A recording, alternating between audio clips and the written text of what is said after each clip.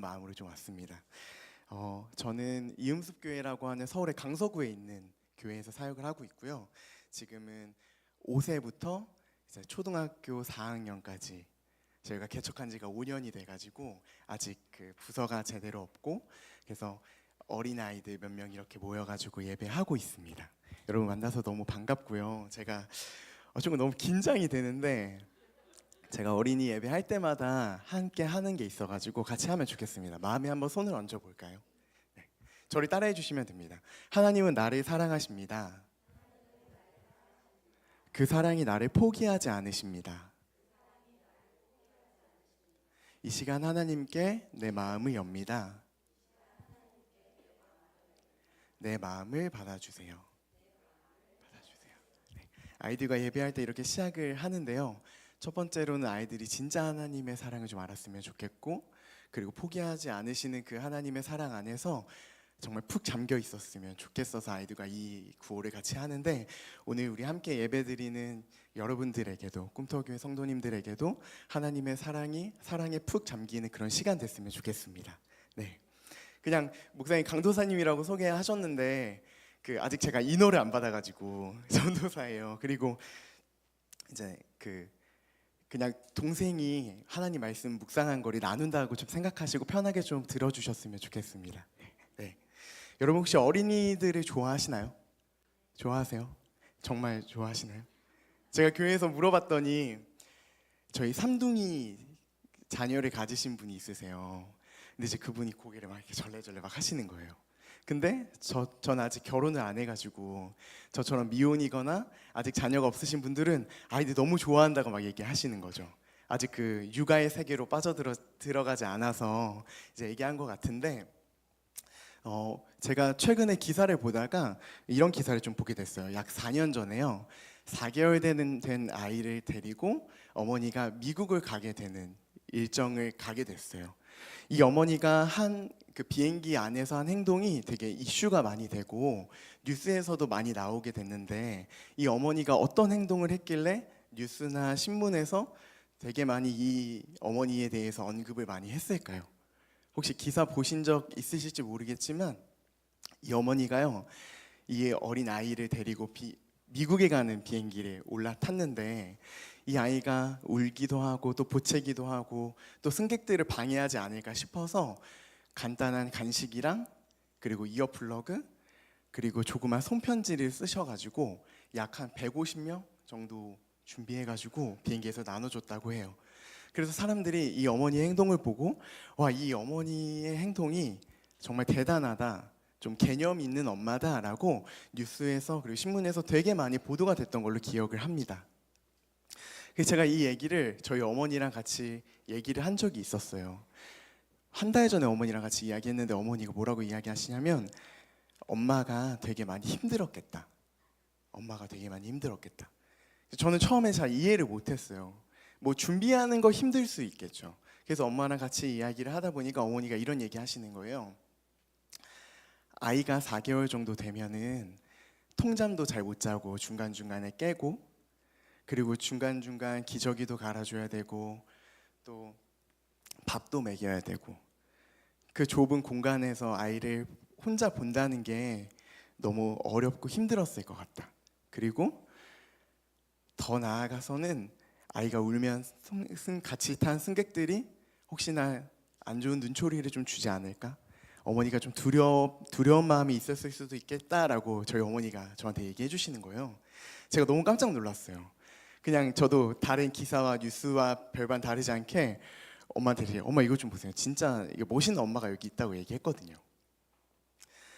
어머니 얘기를 듣고 나서 곰곰이 좀 생각해 보니까 내가 좀 한편으로만 한쪽으로만 생각하고 있었구나라고 생각을 하게 됐고, 또 엄마가 이야기해 주시는 부분을 들으면서 정말 엄마가 아이를 데리고 이 비행기에 올랐을 때의 마음을 조금이라도 공감하려고 좀 노력했던 것 같아요. 우리가 이 어머니에 대해서 대단하다고 얘기하고 박수치면 칠수록 어쩌면 저는 이렇게 생각하게 됐어요. 나도 나중에 비행기에 탔을 때 저런 사람이 있었으면 좋겠다. 그냥 나한테도 이렇게 조공이라고 해야 되나요? 간식이나 이어플러그 그런 배려를 받을 수 있는 그런 사람을 만났으면 좋겠다. 왜냐하면 어린아이는 그냥 보채고 울고 조금은 불편한 존재라고 제가 은연중에 생각했나 봐요. TV에서도 그렇고 뉴스에서도 그렇고 그 사람에 대해서, 그 어머니에 대해서 박수치고 대단하다고 이야기하면 할수록 어쩌면 우리들 마음속에는 나도 저런 대접받고 싶고, 그 대접을 받고 싶은 이유는 나도 어쩌면 어린아이에 대해서 조금은 불편함, 어린아이는 꼭 배려를 좀 해줘야 되고 불편함을 주는 존재라고 생각하지 않았을까 좀 생각을 해보게 됩니다. 오늘 본문에 보니까요, 어린아이에 대해서 제자들과 예수님이 똑같이 바라보는데, 예수님은 아이들을 오라고 이야기하시고 제자들은 어린아이를 가로막습니다. 어떤 사물과 어떤 대상을 바라보는 감상과 생각은 되게 중요한 것 같아요. 제가 처음에 여러분들에게 어린아이에 대해서 어떻게 생각하시나요? 어린아이들이 좋아하시나요? 라고 물어봤을 때 누군가는 좋아할 수 있고 누군가는 조금 불편할 수 있고 누군가는 싫을 수 있겠죠. 근데 그 감상이 그 가지고 있는 감상대로 그 아이를 바라보게 되고 생각하게 되고 또 때로는 묵상하게 된다는 거죠. 오늘 본문을 보면서 왜 제자들은 이렇게 어린아이들을 바라봤고 예수님은 왜 이렇게 어린아이들을 사랑스러운 눈으로 바라봤을까를 우리 오늘 본문에서 좀 찾아보면 좋겠습니다. 저희 한번 13절과 14절을 같이 한번 읽어봤으면 좋겠는데요. 같이 한번 읽도록 하겠습니다. 시작.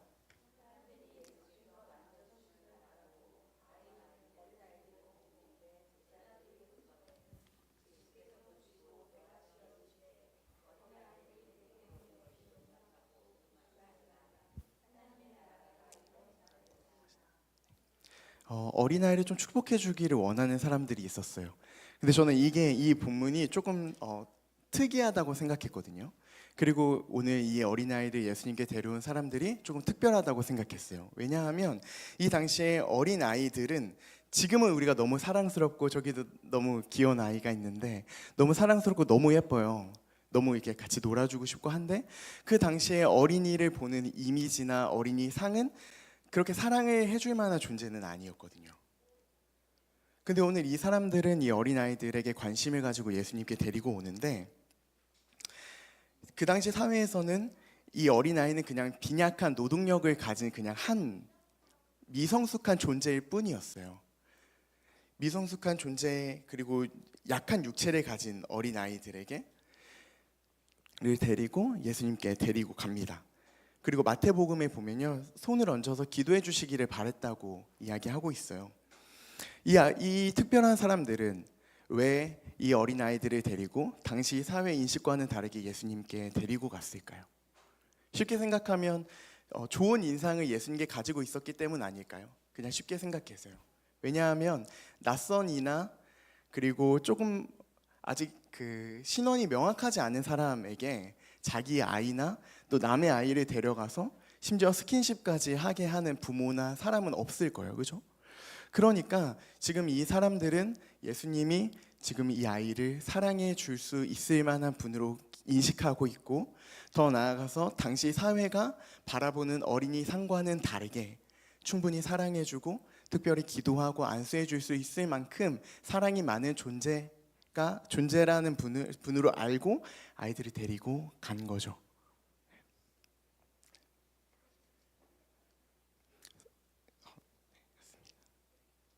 그런데 예수님께 이 아이를 데리고 갔을 때 예수님과 가장 가까이 있었던 사람들로부터 이 어린아이들은 배척을 받게 돼요.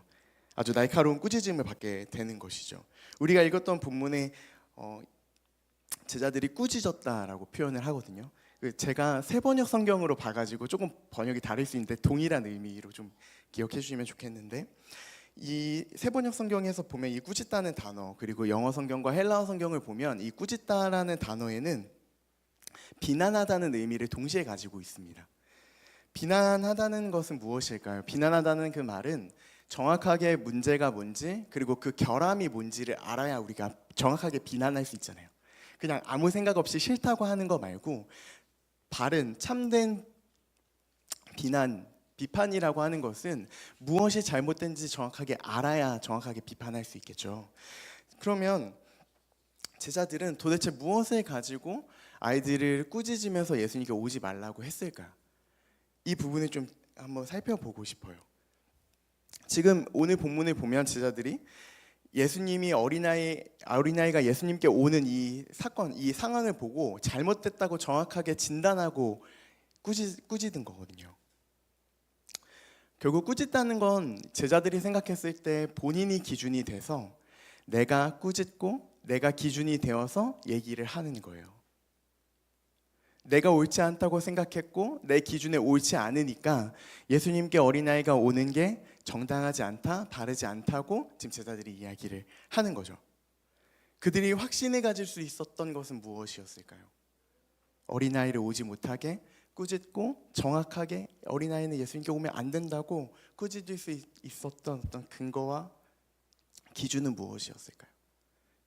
제가 아까 말씀드린 것처럼 그건 결국엔 자신들이 생각한 기준이죠. 자신들이 생각했고 자신들이 판단했고 자신들이 여러 가지 것들을 다 종합해 봤을 때 예수님께 아이들이 오는 것 좋지 않다라고 생각하고 판단했던 거죠. 하지만 예수님의 행동을 봤을 때 제자들이 했던 그 말과 행동들은 잘못됐다는 것을 우리 성경에서 오늘 볼 수 있고요.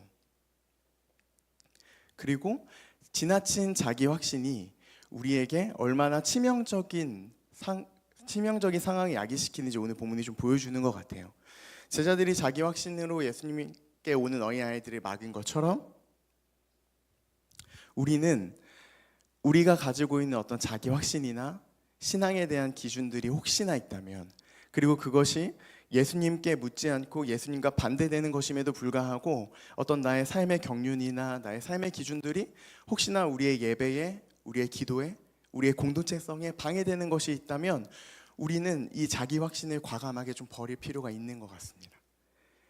제가 어린이들과 같이 좀 그 예배를 드리거든요. 예배 드리다 보면 예배 시간이 너무 빨리 지나가요. 왜냐면 애들이 계속 물어보거든요. 이거 뭐예요? 저거 뭐예요? 어린이들이 하는 이 물음이 조금은 귀찮을 수 있지만 어쩌면 이 어린아이들이 끊임없이 우리에게 이건 뭐예요 선생님? 전도사님 이거 뭐예요? 라고 물어보는 것처럼 우리는 어쩌면 자기 확신을 넘어서 계속해서 예수님께 예수님 이거 어떻게 해야 될까요? 우리 지금 어떻게 해야 되나요? 우리 교회가 지금 어떻게 해야 될까요? 라고 물어보는, 질문하는 그런 신앙인이 좀 되었으면 좋겠습니다. 저희 집에는요, 저희 엄마랑 아빠랑 그리고 제 여동생 성경이가 있어요. 근데 최근에 저희 집에 형이 한 명 생겼거든요. 누구냐면 임영웅이라는 형이 생겼어요. 임영웅 아세요? 저희 어머니가 진짜 좋아하세요. 유튜브로도 보시고 어머니가 이제 영웅이 그래요. 저는 이제 형이 생겼거든요. 어머니가 임영웅을 너무 좋아하셔서 제가 한번 효도를 한번 해야겠다. 그래서 임영웅 콘서트 티켓을 막 찾아봤어요. 그래서 딱 오픈 시간에 맞춰서 들어가기도 하고 했는데 제가 표를 구했을까요? 못 구했을까요? 못 구했어요. 구하기가 너무 어렵더라고요. 한 가지 방법이 있었는데 최근에 미국에서 임영웅이 콘서트를 했거든요. 거기에 가는 것밖에는 없어요. 그거는 쉽지 않고 그래서 어머니 좀 이렇게 유튜브 좀 많이 보시고 다음에 제가 또 도전해 보겠습니다라고 했어요. 제자들이 예수님을 바라볼 때도 이런 상황이지 않았을까 싶어요. 뭐냐면요, 임영웅 티켓 구하려면요 되게 어려워요.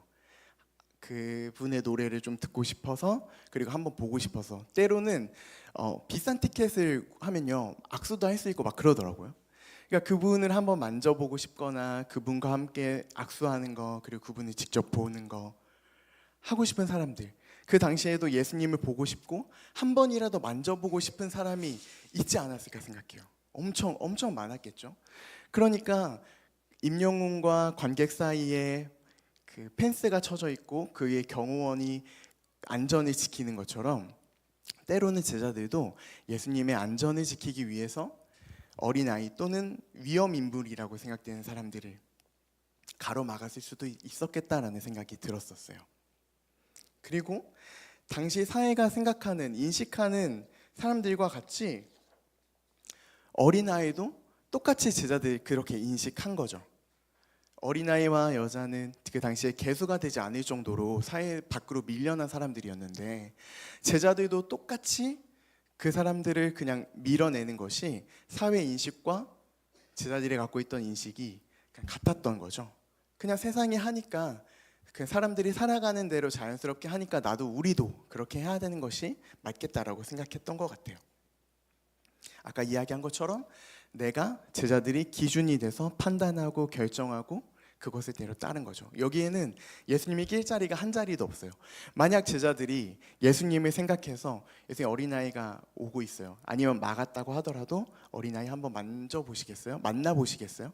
안수해 주시겠어요? 라고 물어봤으면 예수님 당연히 오케이라고 이야기하시고 오늘처럼 제자들에게 화내는 모습이 기록되지 않았을 것이라고 생각해요. 근데 제자들은 계속해서 자기 확신과 자기 판단으로 이 상황을 몰고 갑니다.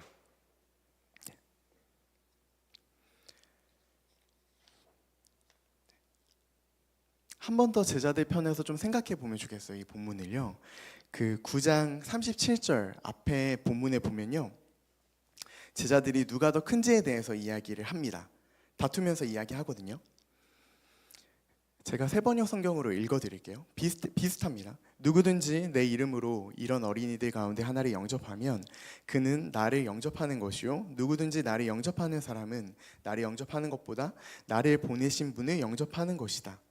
그러니까 이미 예수님께서 오늘 본문이 있기 전에 어린이에 대해서 어떤 감상을 갖고 계신지 어떤 생각을 하고 계시는지를 분명하게 이야기하셨음에도 제자들은 바로 앞절에 나와 있는 것과 달리 그냥 그들이 사고했던 대로 결정했던 대로 판단했던 대로 행동하게 됩니다. 성경에서 예수님이 보여주신 많은 기적들이 있는데요. 여기에는 이 기적들이 되게 밀도 있고 빠르게 퍼져나갔어요.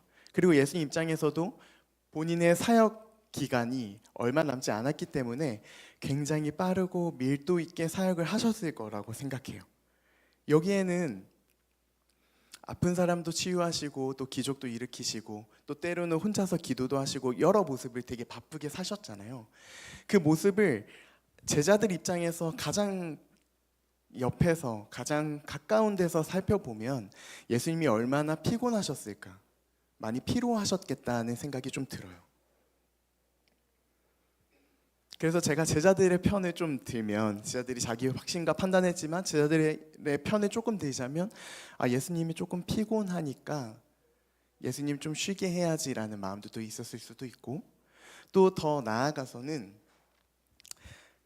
제자들이 생각했을 때 일종의 어린이들은 아까 말씀드린 대로 당시 사회에서는 밀려난 사람들이잖아요. 그러니까 이 어린아이들 그리고 별로 중요하지 않은 어린아이들 한번 쓰다듬고 기도해주고 안수해줄 그 시간 내에 차라리 지금 당장 예수님의 기적이 필요한 사람들 그리고 지금 당장 예수님이 필요한 사람들한테 빨리 가서 그들을 일으키고 그들을 살리고 그들에게 새로운 생명을 전해주시는 것이 어떻게 보면 더 효과적이고 예수님을 알리는 데 더 중요하지 않았을까 제자들이 생각했을 것 같아요. 저도 더 중요하고 더 가치 있는 일에 투자를 하거든요. 우리 모두가 다 그렇잖아요. 더 중요한 일, 더 가치 있는 일에 투자하는데 제자들도 똑같이 더 중요하다고 생각되는 일에 예수님 편에서는 아니지만 본인들이 생각했을 때 더 중요한 그리고 더 가치 있는 일에 더 예수님을 전하려면 이 어린아이보다는 지금 당장 더 임팩트가 있고 효과가 있는 안진뱅이를 일으키는 게 훨씬 더 예수님을 전하고 알리는데 더 효과적이지 않았을까 생각이 들어요. 그래서 제자들 입장에서 어린아이들보다는 예수님이 더 중요한 곳으로 가셔야 되지 않을까요? 필요하시니까요. 결정적으로 어린아이는 별로 영향가가 없었어요. 제자들에게는요. 하지만 예수님에게는 좀 달랐죠. 저희 14절 한번 같이 한 번 더 읽어보겠습니다. 14절입니다. 같이 읽어볼게요. 시작.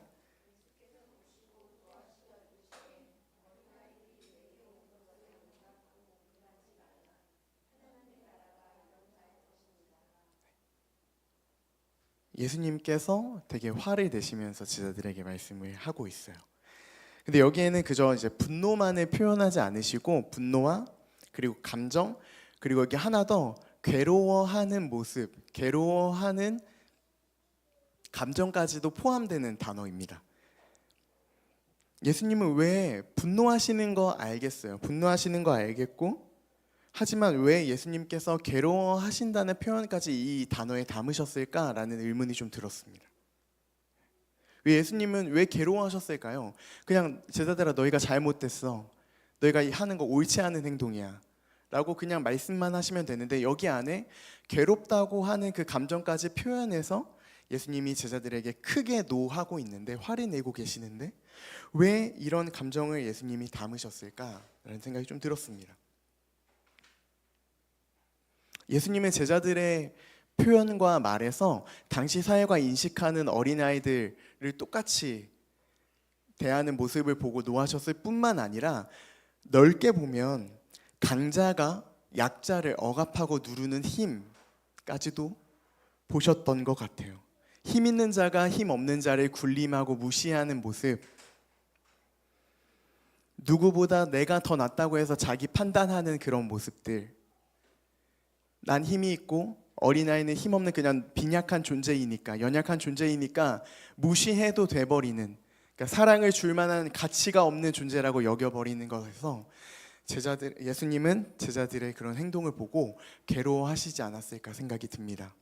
이건 왜냐하면 하나님께서 우리들에게 가르쳐 주신 사랑과는 너무나 거리가 멀기 때문에 그래요. 우리가 사랑할 때 연약해서 저 어린아이 사랑하지 않는 거 아니잖아요. 그냥 사랑하는 거잖아요. 저도 부모님이랑 이렇게 얘기하면서 이 본문을 준비하고 어머니가 물어봤어요. 엄마 내가 싫었던 적이 있냐고 물어봤는데 물론 있지만 표현하지 않았고 그 감정을 최대한 사랑으로 돌리려고 노력 많이 하셨다고 하거든요. 그게 다 부모님의 마음이 아닐까 싶어요. 사랑은 그런 거죠. 연약해도 포기하지 않고 버리지 않는 거예요. 저희가 아까 같이 함께 외쳤던 구호처럼 하나님의 사랑은 우리를 포기하지 않으시죠. 우리가 어떤 상황에 있든지 하나님 우리를 포기하지 않으십니다.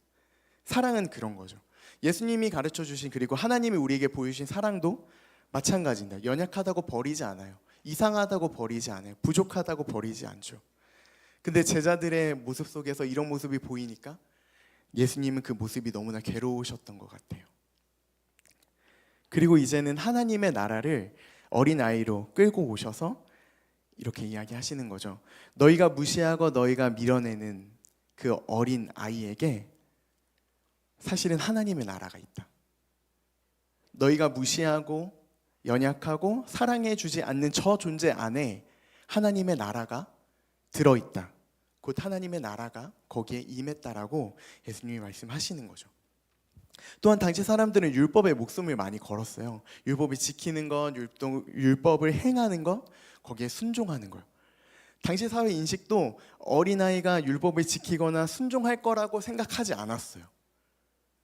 어느 정도 성숙해야, 어느 정도 말씀을 외워야, 율법을 알고 있어야, 율법을 어느 정도 설명하고 강론할 수 있어야만 이스라엘의 사람들로 인정하기 시작했어요. 그러니까 어린아이는 그냥 율법도 모르고 하나님 나라 가족 안에 속할 수 있는 존재가 아니었던 거죠. 근데 예수님께서 우리 그 15절 눈으로만 보시면서 들어주세요. 15절 보면 이렇게 이야기하시는 거죠. 하나님의 나라에 들어가는 거, 예수님과 함께하는 거, 그거 율법이나 그것에 따라 순종하는 거 있지 않아. 그것은 어린아이와 같이 부모를 신뢰하고 부모를 의지하는 자의 것인 것처럼 하나님을 그리고 예수님을 온전히 받아들이는 자의 것이야. 하나님의 나라는 그런 것이야 라고 이야기하시는 거죠. 이것을 정리하면 좀 순전한 받아들임이라고 표현할 수 있어요. 어린아이들 한번 생각해 볼까요? 저희 예배할 때 되게 시끄럽고 되게 시간이 되게 빨리 가는데 어린아이들은 되게 끊임없이 묻고 끊임없이 질문해요. 그리고 작은 것을 주면 기뻐하고 작은 것에서 즐거워합니다. 저희 교회가 이음습 교회인데 이음이라고 하는 아이가 이제 돌 지났어요. 이제 2돌 거의 다 돼가는데 그 아이가 이렇게 올라와요. 올라오면은 한번 들었다가 딱 내려줘요. 되게 좋아하거든요. 그럼 이거를 10번, 20번, 30번 해야지 끝나요. 이거 그냥 들었다는 거 별거 아니잖아요. 근데 이거에 되게 희열을 느끼고 즐거워하고 또 해달라고 여기서 했다가 저기서 했다가 사람도 바꿔가면서 해요. 별로 지루해하지 않고 작은 것에 기뻐하고 즐거워해요. 작은 간식 하나, 작은 몸짓, 웃긴 표정 하나에도 즐거워하고 기뻐합니다. 왜 그럴까요? 저는 그게 어린아이들은 본인이 가지고 있는 게 없기 때문이라고 생각해요. 내가 가지고 있는 게 없기 때문에. 우리를 한번 생각해 볼까요? 우리는 가지고 있는 게 너무 많잖아요. 점심 뭐 먹을까 좀 고민할 때도 똑같은 메뉴가 있어도 더 좋은 곳에 가거나 더 맛있는 곳을 찾아서 가죠. 더 가치 있는 곳에 가는 게 맞습니다. 근데 어린아이들은, 제가 경험한 어린아이들은 그렇지 않아요. 자기 경험과 자기 전제를 의지하지 않고 그냥 그 상황과 그 작은 기쁨과 그 작은 즐거움에 최선을 다해요. 별거 아닌 것 같은데 막 뛰어가고요. 별거 아닌 것 같은데 더 달라고 이야기를 해요. 그리고 작은 것에 쉽게 만족합니다. 근데 우리는 선택지가 너무 많아서 고민하고 더 좋은 것을 찾죠. 오늘 본문처럼 예수님께서 어린아이 같아야 한다고, 어린아이를 내게 오는 걸 막지 말라고 하신 이유는 어쩌면 어린아이처럼 우리도 너무 많은 선택지들이 많이 있지만 그 중에서도 우리가 지금 집중해야 하고 우리가 지금 선택해야 할 것이 무엇인가를 보라고 말씀하시는 것 같아요.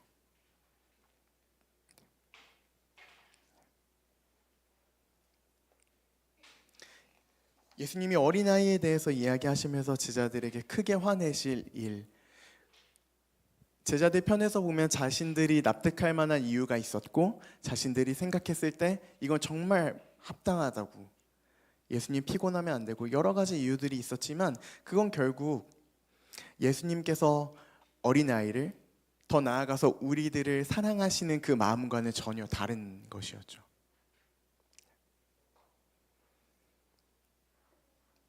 우리 마지막 절 16절 같이 한번 읽어보도록 하겠습니다. 시작.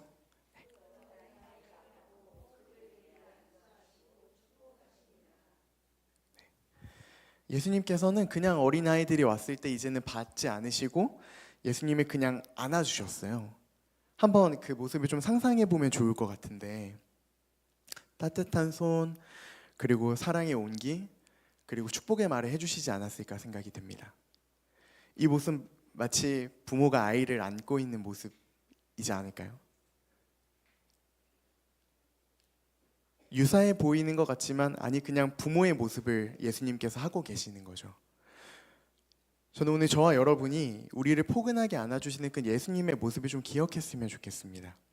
그리고 우리의 인생과 그리고 우리의 경험과 그리고 우리의 모든 것이 주님께서 주신 것이라고 생각하지 않는다면 우리는 결코 어린아이가 될 수 없죠.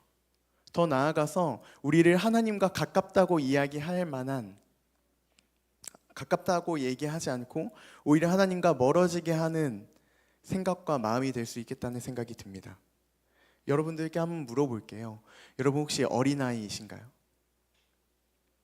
좀 유치한 질문일 수 있지만 어린아이가 가진 것이 없고 그냥 그 부모만 바라보면서 부모랑 떨어지기 싫어하는 그 마음, 부모님이 없으면, 엄마가 없으면, 아빠가 없으면 나는 이제 죽었다고 생각하는 그 마음이 동일하게 오늘 우리들에게도 있는지 한번 살펴보면 좋겠습니다. 예수님 없으면 나 진짜 죽었다고 생각하나?